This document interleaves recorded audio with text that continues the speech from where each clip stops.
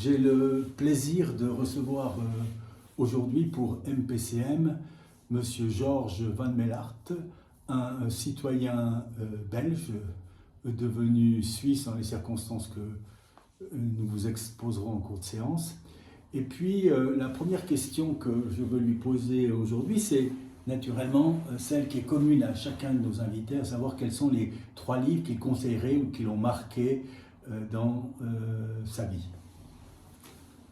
Je remercie d'abord Maître Rian pour ce moment et puis concernant les 3 livres, je dirais Montesquieu, donc L'Esprit des lois. Je l'ai lu quand j'étais assez jeune, en fait c'était avant mes études de droit et donc ça m'a beaucoup impressionné de 2 côtés. Je dirais d'abord le style d'écriture qui est vraiment précis, élégant, ça c'est une chose que j'avais retenue, qu'on pouvait faire avec la langue française vraiment des belles choses, en parlant de choses compliquées justement, et puis toute l'histoire du droit, l'histoire romaine, et toutes les réflexions philosophiques sur le droit, après avec ses pensées aussi. Donc ça c'est un livre qui m'a beaucoup impressionné, oui. Ensuite j'ai lu de Hobbes, le Léviathan. C'est aussi un livre, on dirait, précurseur sur son temps, auteur assez ancien, mais aujourd'hui, avec comment le monde évolue, on pourrait tirer beaucoup de leçons, je pense, intéressantes. Et puis le 3e livre que j'ai lu plus récemment, ça date d'avant le Covid, je pense, ou à peu près, ce sont les mémoires de Casanova, les 2 ou 3 volumes dans la collection Pléiade. Évidemment, ce nom est très sulfureux parce qu'on associe à plein de choses. Mais moi, c'est surtout l'aventurier, l'histoire d'aventurier, parce que c'est un formidable aventurier, et toute la description de l'époque, qui est vraiment une image vraiment de l'époque. Et puis aussi, on évoque le fait, ou il évoque le fait qu'il a fait des études de droit. Donc là, on se rejoint un petit peu aussi. Voilà. Donc, avant d'être un homme de loi, on va parler naturellement des institutions juridiques plus tard, mais avant d'être un homme de loi, vous êtes un claveciniste, disons, qualifié, on va dire. Comment vous êtes venu au clavecin? Je dirais c'est assez tôt, donc c'est à l'âge de 6 ans. C'est vrai que c'est pas un instrument comme enfant, surtout de cet âge, qu'on choisirait spontanément soi-même. Mais mon papa, donc c'était lui la source d'inspiration. Il avait une fascination, je dirais, débordante pour 3 instruments. En fait, c'est le clavicorde, le clavecin et l'orgue. Et toute l'époque baroque qui allait là autour. Et donc, il a d'abord construit un clavicorde, c'était le premier instrument qu'on avait dans la famille. Et j'ai commencé à jouer à 6 ans sur cet instrument. Donc, ensuite, assez proche, il a construit son premier clavecin. Donc c'était à peu près à la même époque. Donc assez rapidement, je me suis mis aussi sur le clavecin. Et l'orgue, je prenais des cours. Et puis après un moment, il a aussi fait construire un orgue. Il n'a pas construit cet instrument-là. Mais donc en fait, ce qui fait que j'ai eu la formation, disons, assez classique pour l'époque, je dirais baroque, que les instrumentistes, les claviéristes en tout cas, ils jouaient ces 3 instruments. Donc c'était une chance, je dirais, de pouvoir faire les 3. Vous privilégiez le clavecin.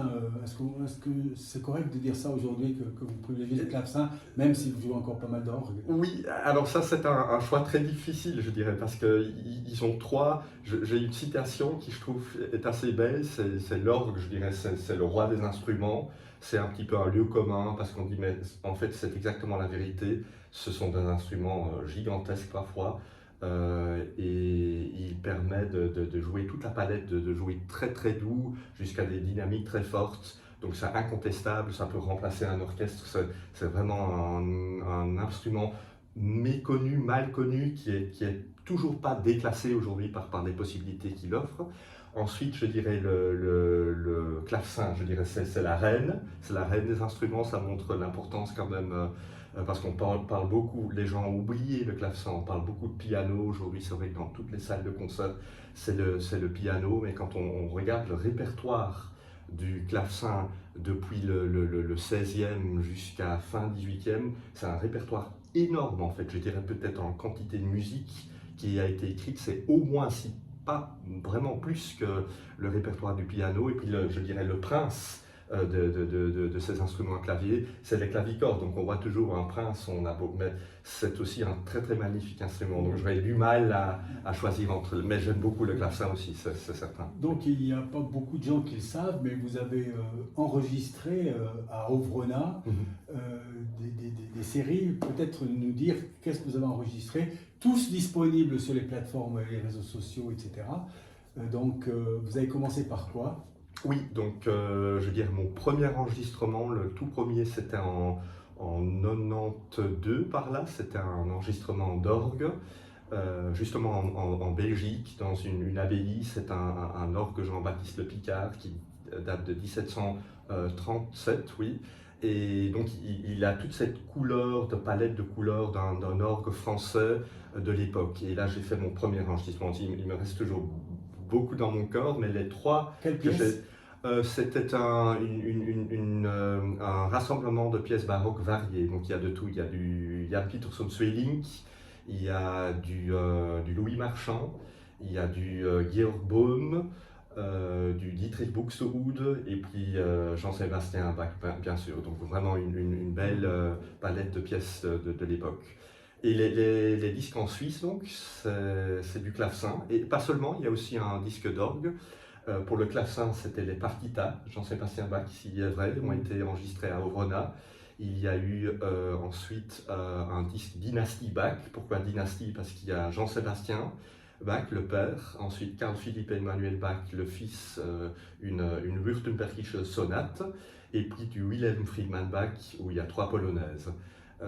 Et alors il y a aussi un disque Couperin, musique française, François Couperin, avec une suite qu'on avait même parlé dans l'index Mac, et puis du Armand-Louis Couperin, et il y a aussi du Balbastre, voilà. Alors, et puis un disque d'orgue qui a été enregistré à l'église de Ventône, et ça c'est un disque Bach aussi. Donc en fait 4 disques quand même déjà en Suisse.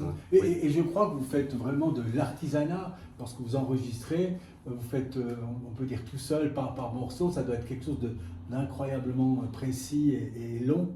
Peut-être expliquer comment vous enregistrez ça quasiment chez vous. Oui, c'est vrai. Pour les partitas. Au début, j'ai eu la chance, c'est pour ça que j'ai un très très beau souvenir de ce tout premier disque et aussi du deuxième, parce que mon père, donc, il était non seulement constructeur de clavecins et des clavicordes, mais ce n'était pas du tout sa profession. C'était une passion, c'est un amateur. C'était un amateur, vraiment un amateur, mais dans le sens de la période des Lumières. Donc quand on parlait d'amateur à l'époque, c'était quelqu'un vraiment au-delà du passionné.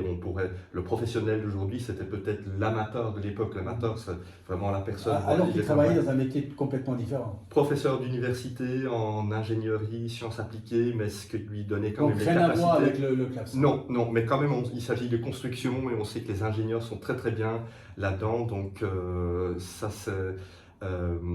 cette chose-là. Alors, je m'excuse, j'ai perdu le fil de votre question concernant... Non, pratiquement, comment vous faites? Ah, pour l'enregistrement, oui.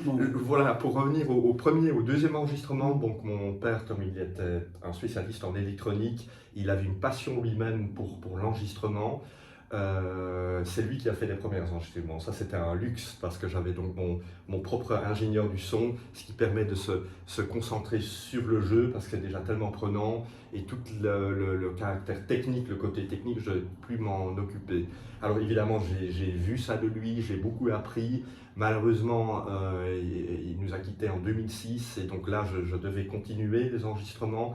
J'avais son matériel, je sais comment il faisait, donc j'avais fait quelques tests. Après, j'ai trouvé ma propre procédure, et c'est vrai que maintenant je fais l'enregistrement moi-même et je joue en même temps. Donc ça demande vraiment une très grande concentration parce que tout doit être bien réglé.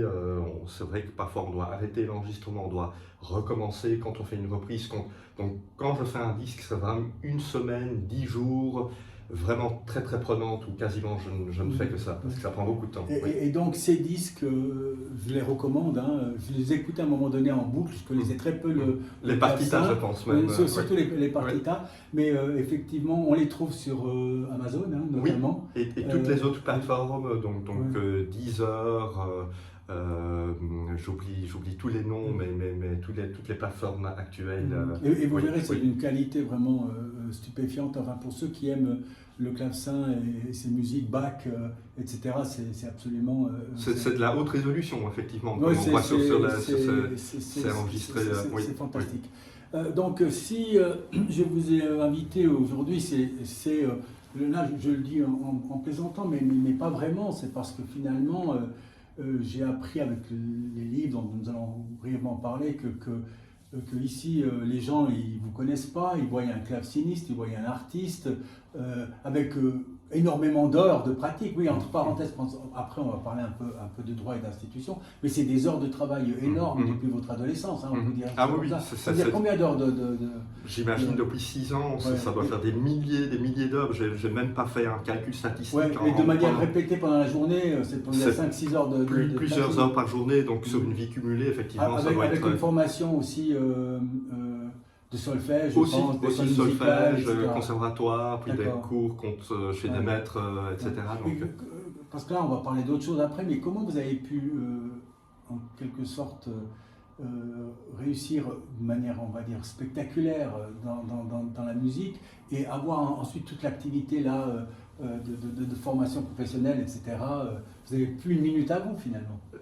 Non, c'est vrai que toutes ces activités, elles prennent beaucoup de temps, et c'est vrai que si ce ne serait pas une passion, la musique, on ne mettrait pas autant de temps, parce qu'effectivement aujourd'hui, malheureusement, les valeurs sont ailleurs, l'attention des gens est moindre, tout est disponible immédiatement sur le Natel, donc on n'écoute que des petits clips, 20-30 secondes, et donc de mettre du temps dans une activité, une passion, c'est assez rare. Donc, et c'est vrai que si on veut faire toutes ces choses, on a un agenda bien rempli, c'est sûr. Oui. Très rempli, oui. Oui. Donc là, on va changer complètement de sujet.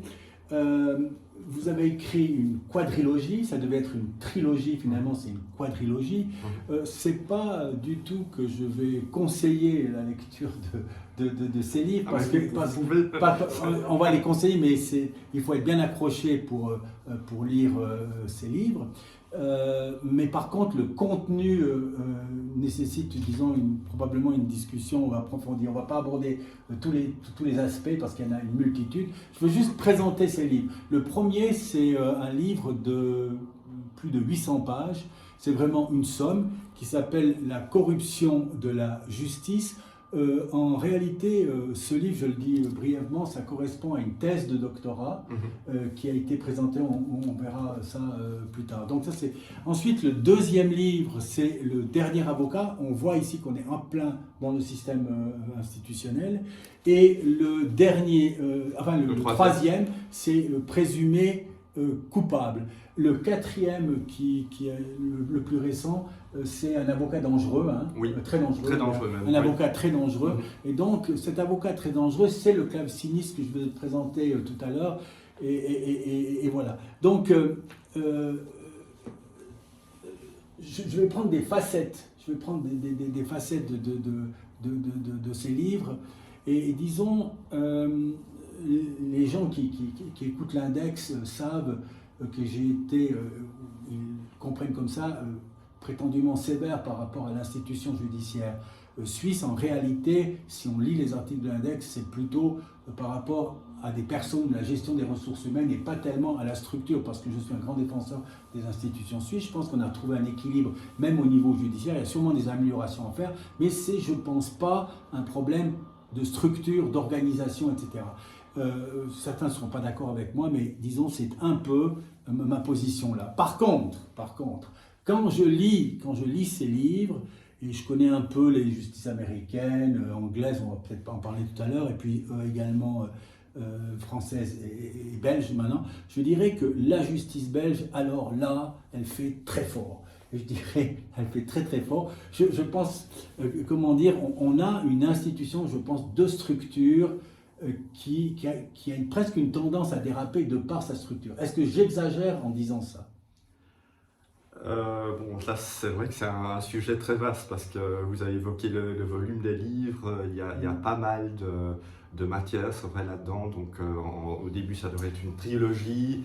finalement, il y avait tellement à dire qu'il y a eu un 4e livre qui s'est rajouté. Et toute l'histoire, on peut dire, est partie sur quelque chose de très simple, Non, de très bête finalement. On ne va pas parler de l'histoire maintenant, Oui. mais disons, ce que je retiens de ça, c'est que la structure, peut-être par exemple pour prendre un élément, parlez-nous du tribunal de cassation belge, on va dire la dernière instance belge, qui c'est qui a accès, comment on peut y accéder et qui sont ses membres, etc. Voir ces liens qui sont très étroits avec le barreau. Parce que si vous voulez, c'est quand même quelque chose qui est très impressionnant quand on voit ça et on se dit, mais où se situe finalement la justice au sens où les gens l'entendent quand on rentre dans cette forme qui devient finalement à la fin complètement incompréhensible, si ce n'est par quelques juristes avertis. Oui, alors aujourd'hui, on vit dans une époque du tout droit, je vais appeler ça. Donc tout le monde, on parle de droit, tout le monde pense qu'il a beaucoup de droits, on a beaucoup de structures qui permettent un accès. Le moindre problème, les gens évoquent le droit, j'ai mon droit, je consulte mon avocat, je vais aller au tribunal. Et donc je pense qu'il y a eu un certain marketing depuis 60 ans pour dire, bon, les gens ont des droits, il faut les appliquer. Et de là, en fait, le cadre des cours de cassation, je dirais en général, les pays qui ont cette forme, en Suisse ça s'appelle autrement, c'est un tribunal fédéral, et ensuite il y a la Cour européenne des droits de l'homme où il y a eu pas mal de marketing aussi depuis sa création en disant les citoyens ont toujours cet accès-là. Il y a une mauvaise compréhension où ça ne marche pas comme le marketing a été fait. Les gens pensent on a la première instance, on a l'appel, parce qu'on a la chance que dans nos pays, on a une cour d'appel ou un tribunal d'appel, et puis les gens se disent, ah ben finalement, il y a toujours la cour de cassation. Et c'est vrai qu'il y a un engorgement alors d'affaires, parce que on ne sait pas la raison d'ailleurs. Est-ce que parce que les gens ne sont pas contents des résultats qu'ils ont eu en première ou deuxième instance, soit est-ce qu'effectivement il y a eu un dysfonctionnement et qu'ils arrivent tous devant ces tribunaux suprêmes dans leur pays, tribunal fédéral, cour de cassation ou cour européenne. Ça c'est une chose à voir. Pourquoi il y a tellement d'affaires? Et je dirais les critères sont effectivement très stricts devant les cours de cassation. Donc c'est une cour selon la Constitution, les lois qui dit c'est un examen purement du droit. Et finalement, on remarque, on voit alors là l'importance des tribunaux de première instance, cour d'appel, parce que c'est là que les faits sont décidés. Et malheureusement, on constate qu'une fois que les faits sont vraiment bien cristallisés, les gens disent oui, mais il y a eu des fautes dans l'appréciation des faits, on est devant la Cour de cassation. Et on a souvent alors un arrêt de rejet qui est rendu en disant voilà, il n'y a eu aucune erreur de droit, mais les citoyens manifestement restent insatisfaits puisqu'ils vont alors vers les dernières instances qui sont la Cour européenne des droits de l'homme, parce que manifestement il y a eu des problèmes dans la détermination des faits, et la Cour de cassation malheureusement, de par sa structure, elle n'entre pas là-dedans. Alors là, il y a toute la nuance, parfois oui, parfois non. Ouais. C'est ça le problème un petit peu de ces cours. Alors, quand on est à ce stade, on dirait qu'en Suisse, c'est un peu la même chose, puisque les faits sont déterminés par le tribunal cantonal, etc. Mais il faut quand même voir qu'en Belgique, il n'y a qu'un nombre d'avocats limité qui peuvent aller en cour de cassation, et qu'en cour de cassation, il y a un système pratiquement d'acceptation du recours en tant que tel. Par des techniques procédurales qui n'ont absolument rien à voir avec notre système. Je ne sais pas si vous l'expliquez un tout petit peu. L'acceptation du recours, je veux dire l'admissibilité, vous voulez dire ça. L'admissibilité, et puis oui, des techniques formelles, mais aussi les personnes qui peuvent... Donc le citoyen ordinaire, contrairement à la Suisse par exemple, ne peut pas aller devant les hautes instances belges. Non, exactement. Alors là, on parle de l'accès à la justice, donc access to justice, qui était un principe qui faisait partie du marketing, disons, de la Cour européenne des droits de l'homme. C'est extraordinairement limité en Belgique. Tout le monde doit avoir l'accès à la justice, c'est ça. Mais finalement, c'est là où... C'est le principe. C'est le principe. Mais dans la pratique, exactement. Alors, parlant en général des cours de cassation, c'est vrai qu'alors en Belgique, pour prendre cet exemple-là, on a un nombre limité d'avocats. Je pense que c'est 20 ou 25, mais pas plus. Donc, est dans ces pour eaux-là. bien comprendre, pour que l'auditeur y comprenne bien, je ne sais pas, on va aller à peut-être 300 avocats. Chacun de ces 300 avocats déjà peut aller au tribunal fédéral. Tous les avocats de Suisse, plusieurs milliers, peuvent aller au tribunal fédéral. En Belgique, qui est quand même un pays d'une certaine importance, on a à peu près 20, 24, ou je ne sais pas, d'avocats qui peuvent déposer des recours en cassation. Exactement, ce sont des avocats à la Cour de cassation, donc ils font partie d'un barreau spécial, le barreau à la Cour de cassation, et donc le citoyen doit prendre un de ces 20 ou de ces 25 avocats. Donc là, et puis s'il n'est pas content, l'avocat, il ne prendra pas l'affaire et il dira vous n'avez pas accès à la Cour de cassation. Exactement, ça limite quand même le choix. On dira oui, mais vous avez quand même le choix, mais entre 300, vous me dites avocat, ou plusieurs milliers en Suisse de tout, ça limite entre 1000 ou 25. C'est vrai que le choix est plutôt restreint. Ça, c'est déjà un problème d'accès. Et ensuite, c'est vrai que si on n'a pas les moyens, c'est plus difficile parce que, évidemment, tout ça, c'est pas gratuit. Alors, certains diront oui, il y a des procédures d'assistance judiciaire, mais qui sont aussi à des critères très limités. Donc là, on rencontre dans les faits un problème d'accès du citoyen, déjà, au départ. Oui. Disons, le coût de la justice belge en première instance et en instance d'appel, je dirais qu'elle est nettement moindre que le coût ici. Et puis même, je n'ai pas ressenti ça comme un problème de coût dans ces ouvrages. C'est vraiment un problème d'accès à un avocat qui accepterait ou non de se mettre mal. Finalement, l'avocat, il veut tellement que son recours soit accepté qu'il le juge lui-même, il devient presque une instance judiciaire de réflexion pour ne pas importuner finalement l'autorité suprême. Est-ce que j'exagère? Oui, non, vous avez raison. Donc en fait, cet avocat, à la Cour de cassation, il joue le rôle quelque part de filtre, malgré lui ou pas. Il regarde l'affaire que vous lui apportez. Il va parfois rendre un avis même. Donc on pourrait dire que c'est un arrêt qu'il rend en préjugement. Il va vous dire, selon moi, je pense qu'il y a telle ou telle chance. Vous en avez peu, beaucoup, ou peut-être il y a juste un argument juridique, mais peut-être celui-là va juste mener à la cassation. Donc il joue effectivement ce rôle d'arbitre presque. Alors il va vous... Il faut se rendre compte de la Belgique, de nouveau je le dis, c'est pas un petit pays. On est en train de parler de 24 personnes, 20 ou 24 personnes.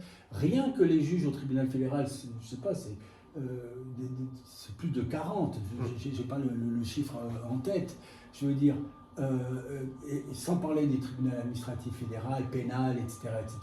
Et donc, je dirais que déjà cet accès-là, il est tellement limité que finalement tout s'est joué en aval et de manière quelquefois grandiose, hein, selon les magistrats ou les membres du barreau auxquels vous êtes confrontés dans les premières instances. Oui, je dirais le trou de la serrure ou le trou de l'aiguille, en fait, elle est tellement petite qu'effectivement, si ça ne s'est pas bien passé en amont, je dirais, et qu'on doit aller vers la Cour de cassation, les chances sont quasiment 1%, je dirais, c'est même pas le cas, je dirais. Donc c'est vrai que si on est mal parti, et je ne sais pas si c'est une question de, parfois, oui...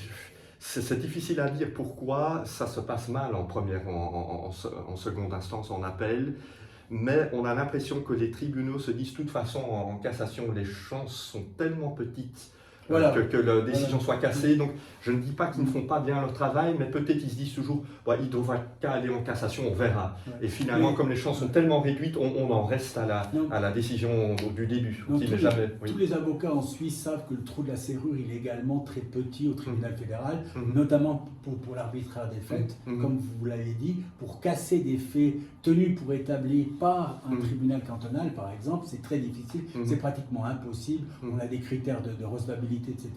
Mais ces gens-là qui m'écoutent et qui connaissent le système suisse, ils doivent imaginer qu'en Belgique, je ne sais pas, c'est 100, 1000 fois, 10 000 fois plus difficile. Ce trou de la serrure, il devient tellement petit qu'on se rend compte que même pour des problèmes de principe, mais vraiment étonnamment contraires à la Cour européenne des droits de l'homme, l'accès, il devient pratiquement impossible. Oui. Donc ça, c'est un aspect. Il y a un autre aspect alors qui m'a... là, on va pas... je vais prendre un ou deux exemples de faits après, mais de manière générale, c'est l'importance des barreaux dans la gestion institutionnelle. Est-ce que vous pouvez dire un mot, quel rôle joue le barreau de manière générale? Oui, donc le barreau... Alors, expliquez d'abord qu'est-ce que c'est le barreau. Je ne sais pas si je suis le mieux placé. En tout cas, j'ai été membre longtemps d'un barreau, de plusieurs barreaux. Donc le barreau, pour les citoyens, les justiciables qui nous écoutent, c'est l'organisation, on pourrait dire, qui rassemble tous les avocats d'une région, d'un canton, d'une province, etc. Et alors, il y a souvent une personne, un président ou un bâtonnier voilà, qui supervise ce bâtonnier a un pouvoir de contrôle, pratiquement de police, bon, j'ai presque envie de dire de police politique, sur chaque avocat individuellement. Est-ce que c'est correct de dire ça? Alors, le terme bâtonnier, ça vient effectivement de l'époque, c'est celui qui porte le bâton, donc ça a une symbolique disciplinaire, comme vous évoquez bien, assez forte. Donc un avocat qui commettrait un écart, on peut lui donner un petit coup de règle sur les doigts, peu ou très fort.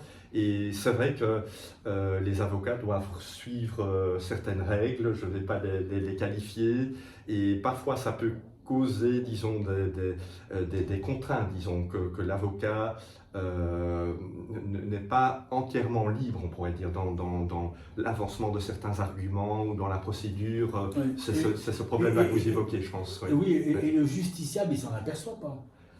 Il s'en aperçoit pas parce que tout cela, ça reste assez confidentiel, c'est dans la chambre, derrière les murs, dans les antichambres des cabinets de bâtonniers, etc.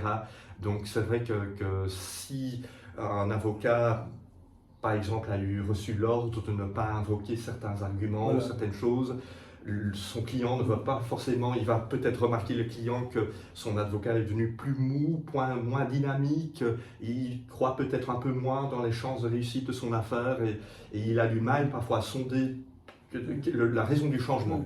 Si je caricaturais, mais je ne suis même pas sûr de caricaturer tous ces livres, on aurait tendance à penser que le bâtonnier, enfin à l'intérieur du barreau, on peut même dire aux avocats, écoutez, si vous introduisez contre celui-ci telle procédure, vous n'allez pas invoquer tel argument, etc. On a presque une direction à des affaires qui peuvent être données implicitement. Chez nous, on dirait dans les carnaux de C, mais peut-être pas dans les carnaux de C, mais dans ces chambres feutrées, ces officines, qui disent, voilà la route que vous allez prendre pour ce client, puis on verra ce qui se passe. Est-ce que là j'exagère? Ou bien celui qui m'écoute dit, mais là, c'est ce qui résulte un peu de ces livres, non? Non, vous avez raison, vous l'évoquez assez bien. Je pense que c'est la limite justement à ne pas dépasser, que dans les antichambres, dans les cabinets de bâtonniers ou de présidents ou n'importe quelle personne qui a ce pouvoir de supervision sur d'autres avocats, finalement on déborde la limite en disant vous ne pouvez pas invoquer peut-être cette preuve-là ou ce document-là que vous n'allez pas pouvoir l'utiliser pour x, y raison. Et là on en arrive à presque, on porte atteinte à la liberté, je dirais, la liberté de plaidoirie et la liberté de défense de l'avocat par rapport à son client. Donc lui, il est mis à mal parce qu'il ne peut pas le défendre, son client, je dis, comme il voudrait. Et puis le client est aussi indirectement mis à mal par son avocat. Donc c'est un jeu de domino, en fait. L'affaire du client n'est plus défendue comme il faudrait dans l'intérêt du client, parce que l'avocat lui-même a quelque part une contrainte qu'il ne peut ou peut pas dire à son client. Donc c'est ça. Oui. Et il y a encore une autre chose, donc il y a les pouvoirs disciplinaires des autorités de surveillance, etc. etc. Mais on voit là alors quelque chose, si vous voulez, une discrimination mais absolument incroyable entre certains cas que je considérais mais comme extraordinairement futiles et d'autres cas extraordinairement criminels, on va dire, où on a des avocats qui commettent, on va dire, des escroqueries, des abus de confiance, ou bien des actes de pédophilie, mais vraiment très poussés, des viols même. Il y a même le cas parce que j'ai lu également les petites notices de bas de page. On a le cas d'un avocat qui carrément a été violé et dont on laisse, qui s'est retrouvé dans la peau d'un violeur et condamné à des... Voilà. Et dont la pratique professionnelle ne pose pas problème à certains barreaux, alors que dans certains cas futiles d'excès de langage, je ne sais pas quoi, on peut arriver à des peines mais qui sont complètement disproportionnées, voire à des interdictions.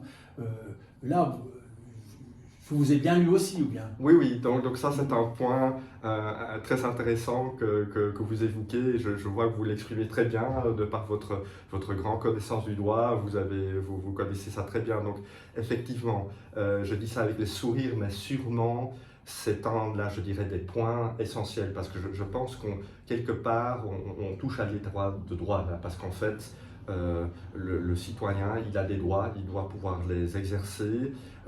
Si on lui empêche de les exercer parce qu'on l'oblige de consulter un avocat, cet avocat, il doit avoir les instruments pour pouvoir défendre son client. Alors, on a évoqué dans une petite mesure, s'il reçoit une petite tape du bâtonnier sur les doigts, c'est pas encore si grave, mais s'il est vraiment muselé, et on peut aller jusqu'à une suspension, c'est ça que vous évoquez, ou peut-être même une radiation d'un avocat dans les peines les plus graves.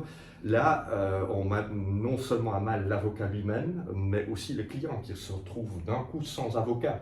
Et puis évidemment, l'argument c'est de dire oui, mais il y en a des centaines d'autres que vous pouvez consulter, mais peut-être c'est celui dans lequel vous avez placé votre confiance.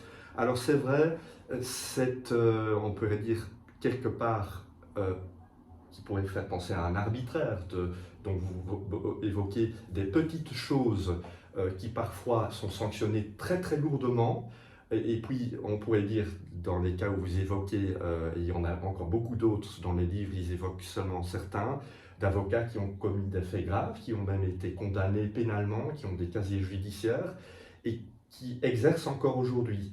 Alors là, c'est vrai que pour le citoyen, c'est difficile à comprendre, parce qu'il va se dire, mon avocat, il n'a rien fait, il n'a peut-être jamais été condamné, mais il ne peut plus me défendre, tandis qu'il peut aller consulter l'avocat en face de la rue qui a été dans le journal peut-être il y a 3-4 mois avec une condamnation, et lui, il a toujours sa plaque, et donc ça peut poser des questions d'arbitraire dans le justiciable aussi, une incompréhension, mais comment fonctionne cette institution? Et puis, les barreaux disent oui, mais nous fonctionnons sur la dignité, c'est nous en tant qu'institution, nous savons mieux que l'état de droit, nous savons mieux que les tribunaux et les cours étatiques qui sont indépendantes, de savoir qui est apte à exercer la profession d'avocat. C'est ça la problématique. Ouais. Alors, naturellement, on pourrait, je pense, causer des heures, parce que c'est passionnant le contenu, on va dire, qu'il y a là-dedans. C'est un livre de contenu plus que de forme. Hein. Pour moi, c'est un livre de contenu. Mais en fait, vous avez réfléchi aussi à des améliorations. On va dire, on va parler de quelques-unes qui sont très spectaculaires, très spectaculaires. Et je dirais que la plus spectaculaire que vous allez défendre là tout à l'heure, c'est la suppression, non pas de la fonction d'avocat, mais la suppression de l'avocat en tant que détenteur d'une licence ou d'une patente, d'une autorisation de plaider, etc.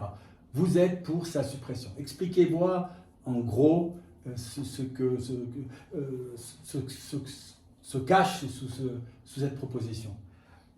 Donc oui, effectivement, je pense que l'accès du citoyen à la justice, ça c'est le plus important pour que si on a eu un problème, qu'on puisse consulter un tribunal. Alors, parfois, on est compétent à le faire soi-même, parce que c'est vrai, souvent, le client, il connaît les faits de son affaire mieux que quiconque. Il l'a vécu, il dispose de tout. Donc, dans l'idéal, ce serait mieux de consulter un professionnel, un avocat en l'occurrence, auquel le client expose les faits, lui amène les documents. Alors, s'il est très bon, ce sera dans l'avantage du client. Il ne doit pas être en première ligne devant le tribunal et confie ce dossier. Ça, c'est dans le meilleur des cas. Mais tous les éléments que vous venez d'évoquer, etc., dans les livres. Qui sont évoqués dans vos oui, livres. Oui, hein, aussi. Alors, les problèmes de pression mis sur l'avocat, de pression parfois sur le client, des affaires qui ne se passent pas comme il le faudrait. C'est vrai qu'après tout ça, je me suis, parce que c'est le but quand on écrit, comment est-ce qu'on pourrait améliorer? Alors, l'idéal, c'est que l'avocat serait tout à fait indépendant et pourrait mener ses tâches à bien. Mais on a vu que dans les faits, ça ne se passe pas toujours comme ça. Alors, si dans un système donné, on impose au client de consulter un avocat, nous évoquions les problèmes des cours de cassation, là c'est même très limité, 20 personnes, le choix est limité, donc si vous avez eu des affaires judiciaires pendant 10, 20, 30 ans, peut-être vous avez déjà passé par ces 20 personnes et vous n'avez peut-être une ou même peut-être une moitié de personnes dans laquelle vous souhaitez consulter parce que vous aimeriez consulter plus largement mais vous ne pouvez simplement pas. Il faudrait donner simplement au citoyen la capacité de lui-même apporter une affaire, par exemple à la Cour de cassation ou une Cour suprême. Oui, mais vous allez plus loin que ça. Vous allez plus loin que ça, parce que ça, oui. C'est aussi possible en Suisse. Oui. J'ai une cliente récemment qui a gagné toute seule au tribunal fédéral, etc. Donc, ça, c'est encore possible. Mais vous allez plus loin. Vous dites que la représentation, en quelque sorte, elle peut être le fait de n'importe qui. Oui. Oui. Ça veut dire pratiquement que si j'ai une affaire, par exemple, de menuiserie, eh bien, je pourrais prendre un collègue menuisier qui va peut-être me défendre de manière pour moi, plus décisive qu'un avocat. En quelque sorte, vous dites, n'importe qui peut représenter n'importe qui en procédure. C'est ça votre solution. Je dirais, dans l'absolu, ce que vous dites, c'est tout à fait vrai. Mais c'est votre proposition je trouve l'exemple du menuisier, c'est en fait un exemple intéressant parce que c'est vrai qu'on peut avoir des discussions dans les constructions. On sait que le droit des constructions est toujours assez litigieux parce que ce sont des choses complexes, donc il y a parfois des petites fautes qui se passent. Mais c'est vrai, un collègue menuisier, il connaît votre profession, il connaît les coutumes dans la profession, il sait où peuvent être les problèmes, donc il est en même temps expert de la matière qui est défendue. Donc pourquoi pas, je dirais, c'est un exemple de quelqu'un auquel vous avez confiance, votre collègue, et vous savez qu'il partage la même profession. Un avocat, peut-être, il est dans son bureau, il n'a jamais entendu parler de menuiserie, il ne connaît rien du tout. Donc pourquoi pas, je dirais, c'est un exemple où oui. Et puis ce qu'on retient également, c'est que naturellement, on va dire, les avocats, ils ont une formation, ils connaissent les règles procédurales, etc. Mais, et vous-même, vous avez une formation, vous connaissez toutes ces règles procédurales de plusieurs pays, vous parlez plusieurs langues, vous connaissez le mode flamand, allemand, anglais, américain, suisse, aujourd'hui français, donc plusieurs. Et malgré ça, malgré ces connaissances-là, vous dites, écoutez, c'est pas si important que ça, ces connaissances procédurales.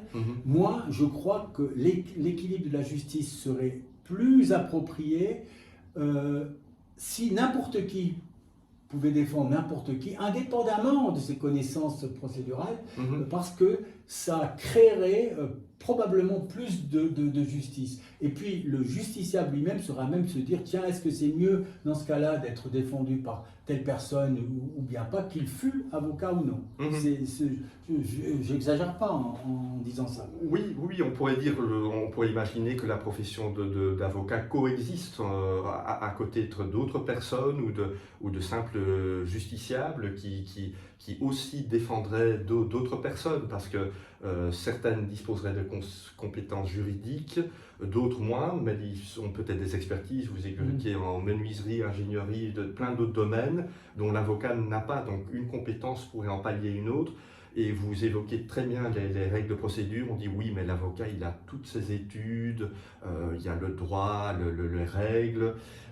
Mais moi je pense qu'effectivement ça peut être une barrière aujourd'hui, parce que c'est un point de philosophie du droit que nous n'avons pas évoqué, mais il y a le droit, je pense, et puis il y a la règle procédurale. Et c'est vrai que la règle ou la loi, elle est différente dans tous les pays, dans toutes les régions, mais souvent je trouve ce qu'on oublie, c'est le droit, parce que finalement on va vous dire oui, il y a cet article-là et là et là, et on perd le droit.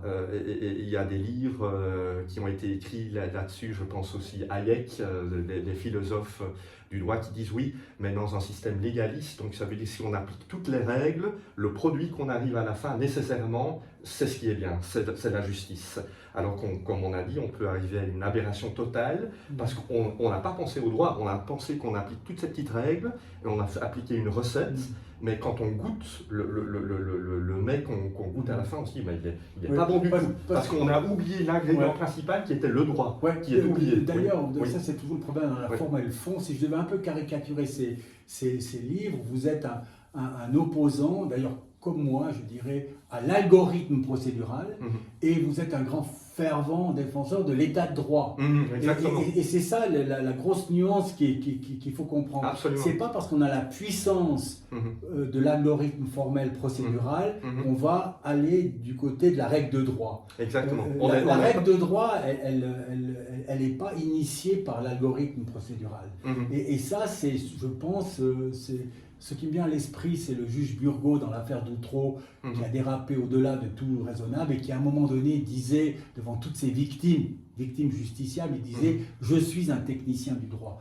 Et à la limite, il a sûrement raison, mais il était un technicien procédural du droit qui a complètement oublié l'équité qui se cache derrière la règle de droit. Je pense que je résume un peu le positionnement de tous ces livres, bien. Oui, tout à fait. Donc je pense que c'est bien ça. Donc il faut faire attention, je pense, avec cette technique des spécialistes, on peut dire, des technocrates du droit. Ça ne plaira pas, mais on a tous nos codes, etc. On n'est pas en train de dire du tout que ce n'est pas important, mais l'ingrédient droit, finalement, c'est quelle justice a été rendue à la fin. C'est ce que le citoyen voit. Et en fait, en mettant, je pense, plus le droit en avant, l'état de droit que nous défendons tous les deux, qui est vraiment très important, ça passe aussi par une réflexion plus élevée, justement, disant, on a appliqué tout ce qui est procédural, mais est-ce que notre décision est la bonne finalement? Ou est-ce qu'on est complètement à côté de ce que le droit voudrait qu'on obtienne dans cette... voilà, donc je pense que c'est une manière de... Là, maintenant, je vais prendre une autre proposition que vous faites. Enfin, que vous faites, c'est sur... ou bien, en fait, j'ai écrit un petit livre que vous avez lu, je ne sais pas si je vais le publier, mais vous voyez de quoi, où j'ai essayé de prendre appui sur tous ces éléments-là. Et à un moment donné, je me suis dit, mais pour l'accès à la Cour européenne des droits de l'homme, qui est quand même quelque chose d'assez important, vous dites que cet accès, finalement, il est fictif. Si je caricature, d'accord ? Et je crois que tous les avocats, on sera assez d'accord avec ça, puisque sur les milliers de requêtes qui sont adressées à Strasbourg, la recevabilité de ces requêtes est absolument infime. Donc, je dis, peut-être en poussant un tout petit peu les extraits qui sont les vôtres, je dis, mieux vaut dire aux citoyens qu'ils n'ont pas accès à la Cour européenne des droits de l'homme, sauf s'il s'agit d'une question de principe. Mais, à la limite, tout le monde, parce que j'en viens également au tribunal fédéral, je soutenais que tout le monde peut avoir accès au tribunal fédéral avec un pouvoir de cognition complet, c'est-à-dire à la fois sur les faits et leur arbitraire ou bien pas, et sur le fond. Et on laisse le choix libre, arbitraire, capricieux au juge du tribunal fédéral de se saisir ou non d'une affaire. C'est-à-dire que c'est leur volonté, ce n'est pas les droits procéduraux, c'est leur volonté. Ils doivent traiter un certain nombre d'affaires par année, mais ils peuvent en quelque sorte les choisir. Mais quand ils les choisissent, ils doivent aller à fond dans le dossier et ne pas se limiter aux arguments qui sont contenus dans la décision elle-même, le jugement elle-même du tribunal antérieur, etc. Est-ce que vous partagez ou bien un peu cet aspect ou pas? Parce que vous êtes très critique sur l'accès à la Cour européenne des droits de l'homme. Oui, alors je pense que vous l'avez bien exprimé. Effectivement, il vaut mieux en tant qu'avocat déjà prévenir son client en disant écoutez, ça va se jouer dans notre état de droit, donc tribunal de première instance, cour d'appel, tribunal fédéral ou cour de cassation dans les pays qui ont cette autre forme. Et ne pensez pas trop à la Cour européenne des droits de l'homme, je dirais. Il faut pas, c'est plutôt un mirage très lointain dont on pense que tout va se régler là-bas, mais c'est bien de le poser comme ça, je pense, effectivement, parce que la quantité, la chance qu'un recours passe le stade de l'admissibilité est très très faible. Donc effectivement, et puis vous disiez pour les cours suprêmes, oui, les cours suprêmes fédérales ou cours de cassation, belge, voilà. elles ont c'est la question de l'opportunité. Elles vont examiner peut-être cette affaire-là, oui, elle devrait être cassée, mais ils n'apprennent pas parce qu'ils considèrent pour x, y raison que c'est pas opportun de prendre celle-là aujourd'hui. Ils prendront peut-être plutôt une autre, on ne sait pas pourquoi. Évidemment, le justiciable qui reste avec cette injustice, il va être très fâché, mais ils prendront une autre affaire parce qu'elle est peut-être plus en l'air du temps, mais il faudrait peut-être plus ouvrir l'accès justement à nos cours suprêmes pour désengorger, je dirais peut-être cette cour européenne et de régler les choses dans l'état de droit local. Vous êtes un spécialiste du droit anglo-saxon également, et je m'interrogeais, est-ce que là on ne devrait pas se diriger sur un peu les pratiques du droit anglo-saxon? Parce que si je regarde quelque chose d'actuel qui se passe maintenant avec la pilule abortive aux États-Unis à la Cour suprême, ça a fait peu de temps pour accéder et avoir une décision de la Cour suprême. Alors que dans les justices européennes, presque toutes, le temps d'obtenir une décision exécutoire, c'est, on va dire, le calvaire. C'est une période de calvaire. Oui, vous évoquez, je pense là, ça me fait penser à l'arriéré judiciaire, le temps de prononcer la justice. Ça, c'est vrai, c'est un grand problème en fait, parce que le temps, c'est une injustice en soi-même. Si on doit attendre 2, 5 ans, 10 ans, 12 ans, peut-être plus longtemps, c'est vrai que le droit n'est pas prononcé entre-temps. Donc je dirais oui, c'est l'efficacité de cette institution. Si on peut améliorer encore le rendement des cours suprêmes, vous avez évoqué un exemple aux États-Unis, pourquoi pas, je dirais. C'est ça le but, que la justice soit rendue assez rapidement. Oui. Ensuite, il y a le problème du coût de la justice. Alors la justice est censée être un service public. Service public, normalement, il a des coûts, on essaie de limiter. Est-ce que, de manière générale, on est dans un système qui est d'accès trop difficile en raison des problèmes financiers? Je pense. Donc, il y a toujours un coût. Il y a les coûts les procédures, les coûts administratifs, les coûts de mettre les affaires sur le rôle. Pour ceux qui consultent un avocat, il y a les frais d'avocat.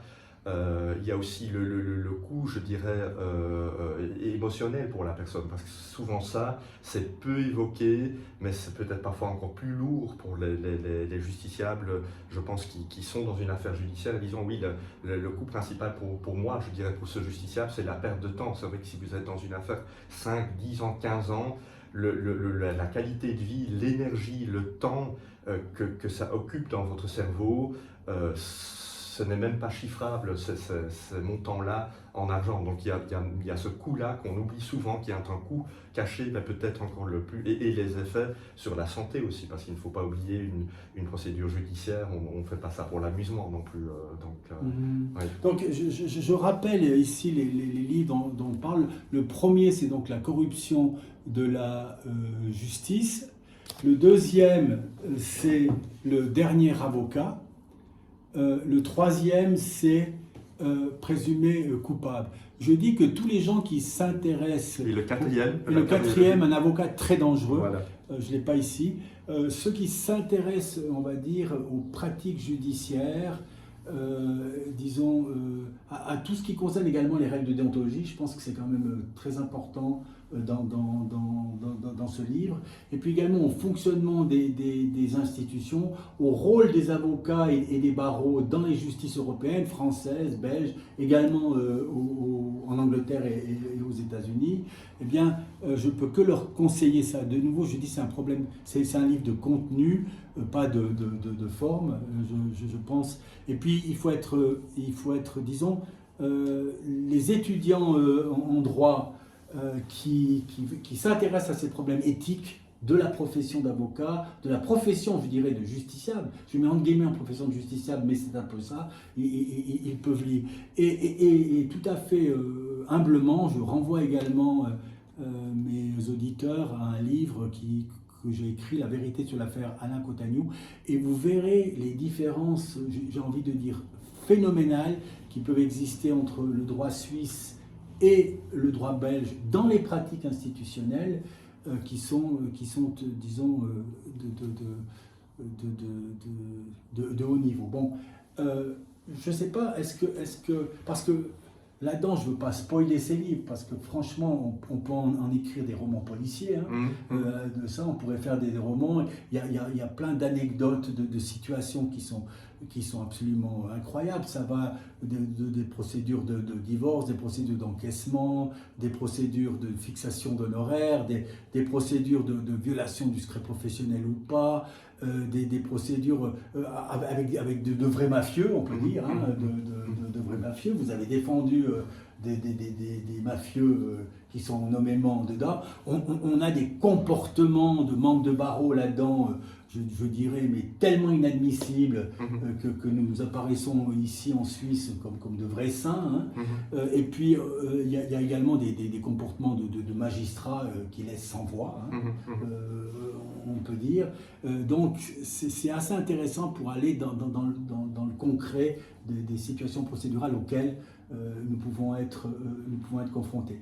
Maintenant, vous avez également, je ne sais pas si vous voulez parler des conditions de réalisation de votre thèse de doctorat, où on laisse le lecteur, je vous laisse la liberté, parce que vous voyez à quoi je fais allusion entre les universités anglaises et... Oui, vous avez évoqué au début, c'est vrai que le premier livre, c'est on pourrait dire un récit, disons, très global de choses qui ont été à la base d'une thèse de doctorat, c'est vrai.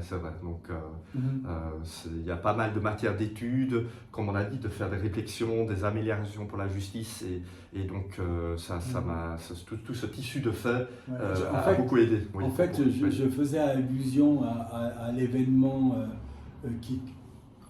que j'ai pris dans le livre que vous avez lu, que les lecteurs n'ont pas lu, que j'ai pris comme point de départ de mon raisonnement de l'ensemble, c'est les conditions d'une université prestigieuse, puisque c'est Oxford, on va dire, c'est ce qui se fait de mieux au monde dans ce choix-là.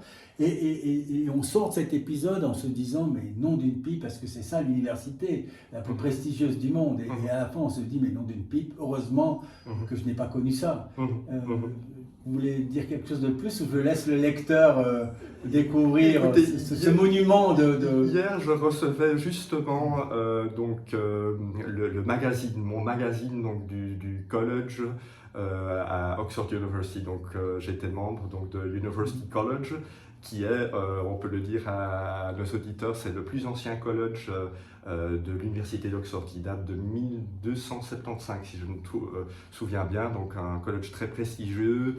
Il y a eu des poètes, plein de gens qui ont été très renommés dans la politique. Il y a eu un président des États-Unis qui a étudié là-bas il y a quelques mois avant son intronisation. Il y a eu le prince Charles qui a encore visité le college. Donc, et quand c'est vraiment que vous l'évoquiez maintenant, ça me fait remonter plein de souvenirs, parce qu'en ouvrant le magazine, je voyais les photos de tous les endroits que j'ai fréquentés. De la bibliothèque ? Oui, il n'y avait pas la bibliothèque, mais des jardins, des couloirs, etc. Et on faisait des interviews aussi des étudiants qui venaient d'intégrer, qui commençaient des études de droit. On leur demandait pourquoi est-ce que vous voulez utiliser le droit. Et pour moi, plutôt, j'ai le souvenir de... Voilà, c'est un souvenir romantique, on pourrait dire. Ce sont des institutions mythiques qui ont existé des centaines d'années, qui continueront à exister. Et puis, c'est toujours la même chose, en fait. On a de très belles choses, et parfois, quand on est dans la petite règle procédurale, c'est là où parfois c'est moins bien. Et donc, c'est l'ensemble de tout ça, en fait. C'est la somme de toutes ces choses qui font la vie. Ouais. Je dirais. Voilà, alors, il faut composer avec ça. Alors, on ne va pas spoiler ce parti, mais c'est totalement extraordinaire. je peux dire, ouais, c'est quelque chose de... Et puis maintenant, quel conseil vous donneriez à une jeune fille ou un jeune adolescent qui va faire sa maturité et qui se dit, c'est peut-être quand même pas mal de faire des études de droit. D'abord, est-ce que c'est un chemin qui est adéquat? Puis ensuite, comment le réaliser? Quels sont en quelque sorte le cursus d'études de droit, disons, honorable et efficace? C'était justement la question qu'on posait à cette jeune femme hier dans le magazine à Oxford University. Pourquoi avez-vous choisi la filière droit?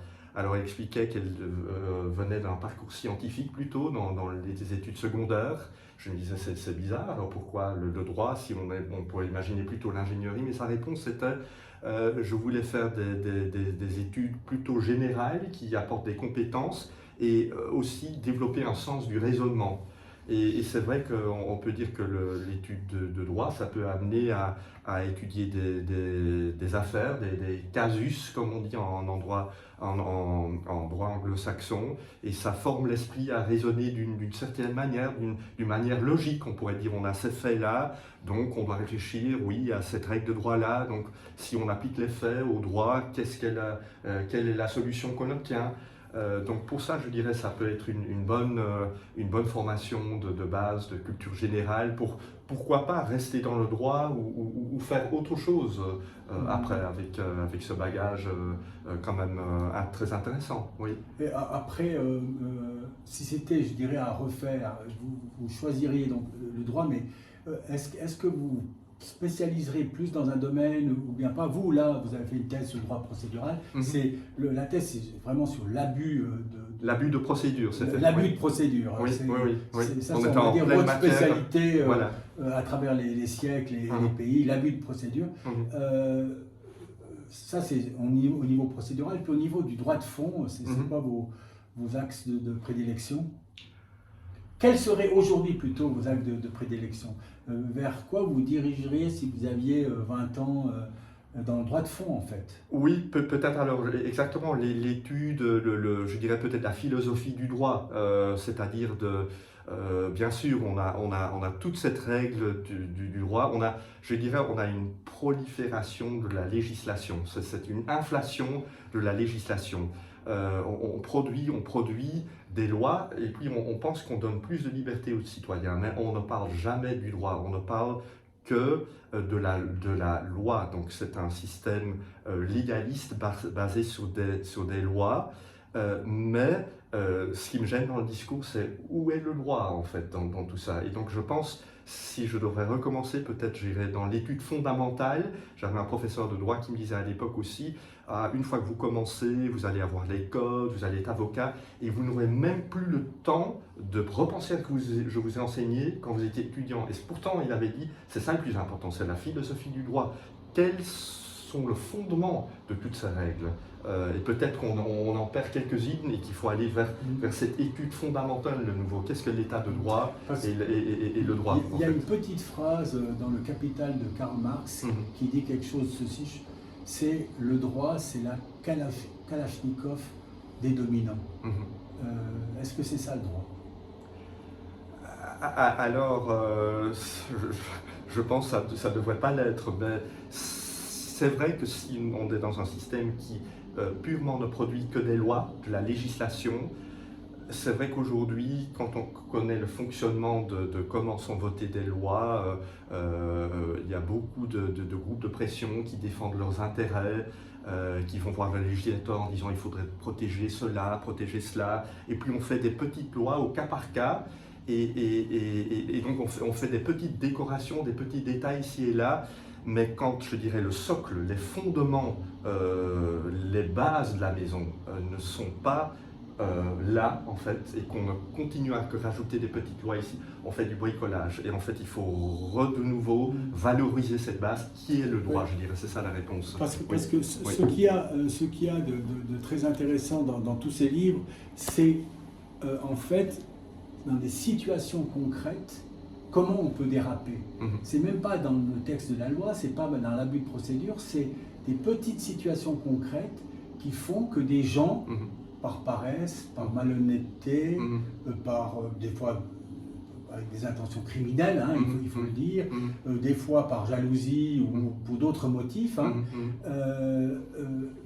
on va dire détruisent ou annihilent la règle de procédure, la règle de droit, etc.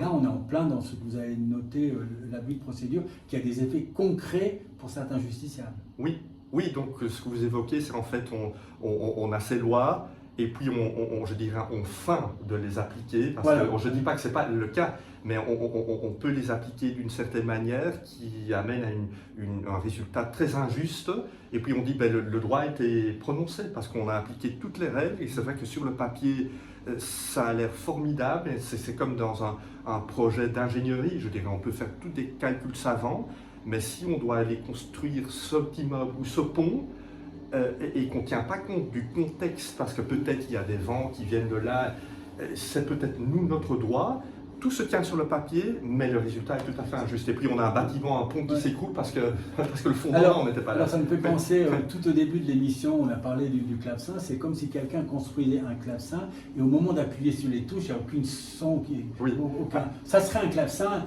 mais sans musique. Alors je dirais là, c'est une très belle remarque ça, parce qu'il y a un compositeur, je pense que c'est Salieri qui avait dit ça, le concurrent à l'époque de Mozart, il disait soit une note est totalement juste ou totalement fausse, parce qu'on dit toujours dans le droit, c'est une zone grise, on dit tout le temps oui, mais les torts sont partagés.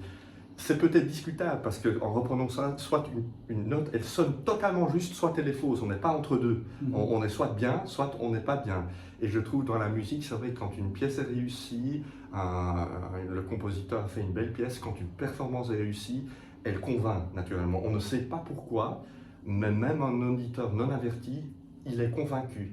Et je pense dans le droit, si on pourrait apprendre quelque chose de la musique, là parlant de la philosophie du droit, une décision, elle devrait convaincre, en fait, par son prononcé, même en peu de mots, qu'un citoyen normal, puisque quand il lit une décision d'une Cour suprême, qui n'est pas tout ce langage peut-être trop compliqué, purement juridique, qui dit oui, c'est une décision que je comprends, et quand il la comprend, il peut l'accepter justement. Alors que quand une décision très technique, en invoquant beaucoup de lois, c'est peut-être bien pour les spécialistes, mais finalement, la justice n'est pas rendue, je pense, pour les spécialistes, mais elle est rendue pour les justiciables. Elle doit rester compréhensible, justement, et accessible. Le destin de ces 4 livres, j'ai envie de dire en un résumé, c'est l'échec du droit procédural, c'est l'échec du droit, c'est l'échec de la justice, et c'est l'abandon, on va dire, de tous les principes pour lesquels il y a quand même certains avocats et certains magistrats qui font leur métier. Ça, c'est une sorte de démonstration en 2000 pages finalement, on se dit c'est presque impossible de rendre justice, mais c'est pas ce que vous dites. Vous dites il y a des situations où l'abus de procédure il est tellement extrême que ça crée par des petites choses qu'on croit au départ insignifiantes, mais qui, à la fin, sur le résultat, on a un résultat d'un clavecin sans musique. Oui, c'est une accumulation. C'est vrai que si une petite chose n'est pas bien faite, la deuxième, parce que la justice, parfois, c'est une institution qui comment dire, elle peut s'emballer, donc en fait, et puis la deuxième affaire procédurale, elle va être faite pour combler la première qui n'a pas été bien, et puis donc on a un édifice qui peut pencher de plus en plus, parce que c'est une accumulation de petites erreurs qui peuvent arriver. C'est ce qu'on appelle une tour de piste qui s'écroule. Oui, on peut arriver sur on appelle ça une erreur de droit, en fait, une erreur de justice, comme on dit, donc où une affaire a vraiment été bâclée, mais dans fond en comble, et puis avec le recul, on voit 20 ans après, mais comment est-ce possible, en fait? La lâcheté, quel est le rôle de la lâcheté des hommes, des magistrats, des avocats, des justiciables dans cet écroulement, on va dire, du clavecin? Je dirais sans doute ça joue un rôle, parce que finalement, comment je pourrais exprimer ça? On a l'état de droit, donc la justice devrait être infaillible dans l'absolu. C'est ce que nous souhaitons, que chaque fois la décision elle soit juste et qu'elle soit bonne et que ce soit le droit. mais on oublie parfois que la justice, elle est rendue par des femmes et des hommes. Et justement, même avec les meilleures intentions du monde, les hommes, je dirais en général, ils sont faillibles justement. Et c'est là où s'introduit l'erreur dans le droit. Ils sont faillibles parce qu'ils sont imbus de tout cet art et ces fautes que vous évoquez. Parfois c'est un manque de compétences, mais souvent c'est pas le cas. Donc il reste beaucoup d'autres émotions, comme vous dites, la jalousie, la paresse, la conformité, la solidarité avec une caste. Et donc c'est pour ça, malheureusement, c'est là le point faible, c'est le facteur humain parfois dans le... Mais dans sachant ça, vous allez naturellement pas privilégier que le droit soit la résultante de questions posées un jour à ChatGPT. On croit quand même à l'humain plus qu'à ChatGPT. Oui, ça effectivement, c'est une... je suis sûr que certains diront oui, la justice la plus impartiale, ce sera une machine avec un algorithme, nous sommes férus de tout ça, donc on donne les faits, et puis on aura... Et d'ailleurs, l'humain ne devra plus porter la faute, il dira ben, la justice a été rendue, donc justement... On est bien d'accord, dans ce cas-là, on va vers une catastrophe, c'est pas ce dont... J'imagine qu'on va plutôt vers un système assez dictatorial, où la machine aura pris le contrôle total, là, elle dira ben, ça c'est juste ou pas, selon quels critères, et là on revient vers les fondements du droit, la philosophie du droit, que je pense, ça restera quand même une matière humaine, je dirais à la base, pas une matière informatique. Oui. Nous avons fait un peu plus que d'habitude de temps, mais Georges Van Mellert, merci pour ce moment. C'est moi qui vous remercie beaucoup, voilà.